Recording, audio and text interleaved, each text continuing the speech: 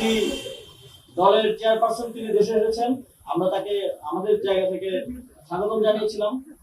তার ছবি দিয়ে পুরো ঢাকা শহর ছেয়ে ফেলা হয়েছিল। ঢাকা শহরে যেখানেই আমরা গিয়েছি, সারা দেশের যেখানেই আমরা গিয়েছি, তার ছবি আমরা দেখেছি। যদি শুধুমাত্র ছবি দেওয়াটা আচরণবিধি লঙ্ঘন হয়, তাহলে প্রথমে তাকে শোকজ করতে হবে। যেখানে নিয়ম ভঙ্গ করার কারণে, স্পষ্ট নিয়ম ভঙ্গ করার ফলেও কোনো ব্যবস্থা নেওয়া হচ্ছে না, সেখানে আমরা দেখছি যে উদ্দেশ্য প্রণোদিতভাবে সম্পূর্ণরূপে নিয়ম মেনে চলার পরেও আমাদের প্রার্থীদেরকে মিডিয়া ট্রায়াল করার জন্য, আমাদের প্রার্থীদেরকে বিতর্কিত করার জন্য উদ্দেশ্য প্রণোদিতভাবে এটা রাজনৈতিক দল এবং নির্বাচন কমিশন এবং রিটার্নিং কর্মকর্তাদের যোগ সাজসের মাধ্যমে এ ধরনের সকলগুলো দেওয়া হচ্ছে।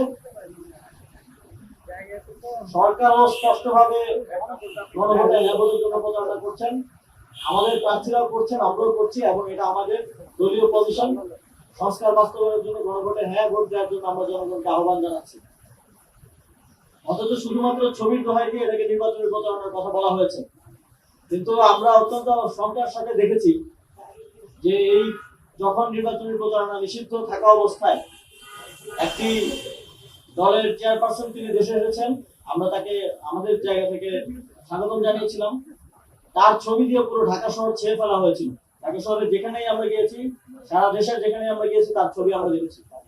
যদি শুধুমাত্র ছবি দেওয়াটা আচরণবিধি লঙ্ঘন হয়, তাহলে প্রথমে তাকে শোকজ করতে হবে। প্রিন্সিপাল এন্ড পলিসি সবার জন্য সমান হতে হবে। পলিসি যদি কোনো নির্দিষ্ট দলের প্রতি বা নির্দিষ্ট প্রার্থীর প্রতি আলাদাভাবে অ্যাপ্লাই করা হয়, তাহলে এটা নির্বাচন কমিশন এবং পুরো নির্বাচন ব্যবস্থাকে বিতর্কিত করবে বলে আমরা মনে করি। আমরা দাবি করছি যে নির্বাচন কমিশন এবং রিটার্নিং কর্মকর্তাদের পক্ষ থেকে যেই শোকজ দেওয়া হয়েছে, সেটা দ্রুত সময়ের মধ্যে উইথড্র করতে হবে এবং এটার যথাযথ ব্যাখ্যা জনগণের কাছে দিতে হবে।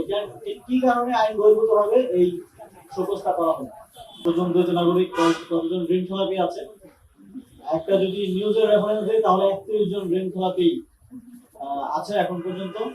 দ্বৈত নাগরিকের সংখ্যাটাও এর কাছাকাছি হবে। আমরা পুরো রিপোর্টটা প্রকাশ করব সামনের দিনে। আবার অনেকের দ্বৈত নাগরিকত্বের বিষয়টা আপনারা জানেন অনেক ক্ষেত্রে গোপন থাকে আর কি। অনেকের এখন পৃথিবীর বিভিন্ন দেশের পাসপোর্ট এনআইডি কার্ডের ছবি এখন আমাদের সামনে আসছে নতুন করে, যেটা আপিলের সময় শেষ হয়ে যাওয়ার পরে আসছে। তবে দ্বৈত নাগরিকদেরকে যে কোনো সময় চ্যালেঞ্জ করা যায়, যেহেতু এটা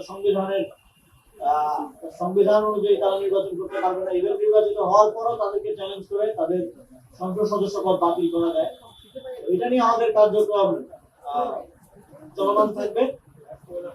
এবং আমি কালকেও বলেছি, আজকে আমাদের আহ্বায়ক বললেন যে নির্বাচন সুষ্ঠুভাবে আয়োজিত হবে এটা নিশ্চিত করা এবং সেই নির্বাচনে অংশগ্রহণ করার মাধ্যমে একটি গণতান্ত্রিক রূপান্তর আমরা বাংলাদেশে চাই, যার মাধ্যমে আমরা যে নতুন বাংলাদেশের স্বপ্ন 2024-এ গণঅভ্যুত্থান দেখিয়েছিল সেটার বাস্তবায়ন, সেটার সুফলটা বাংলাদেশের মানুষ পাবে। এটাই আমাদের ফার্স্ট প্রায়োরিটি। কিন্তু আমরা সকল স্টেক হোল্ডারদেরকে এবং নির্বাচন আয়োজনের সঙ্গে যারা জড়িত সবাইকে আহ্বান জানাবো, এমন কোনো পরিবেশ তৈরি করবেন না যেখানে আমাদেরকে বাধ্য হতে হয় ভিন্ন কোনো কিছু চিন্তা করার জন্য। যদি এই যে অনিয়ম চলছে, এই যে অনিয়ম চলতে থাকে, তাহলে আমাদের দলের পক্ষ থেকে, আমাদের জোটের পক্ষ থেকে আমরা একসঙ্গে প্রস্তুত আছি যে কোনো সিদ্ধান্ত গ্রহণের জন্য। তবে আমাদের একটাই কমন আন্ডারস্ট্যান্ডিং যে আমরা এই নির্বাচনকে কোনোভাবে একটা সেটেল এবং বিগত 3টি নির্বাচনের মতো একটা পরিকল্পিত উপায়ে একটা নির্দিষ্ট দলকে বা গোষ্ঠীকে ক্ষমতায় আনার জন্য, দেশের মানুষের ভোটাধিকারকে অবজ্ঞা করে একটা সেটেল নির্বাচন করতে আমরা দিব।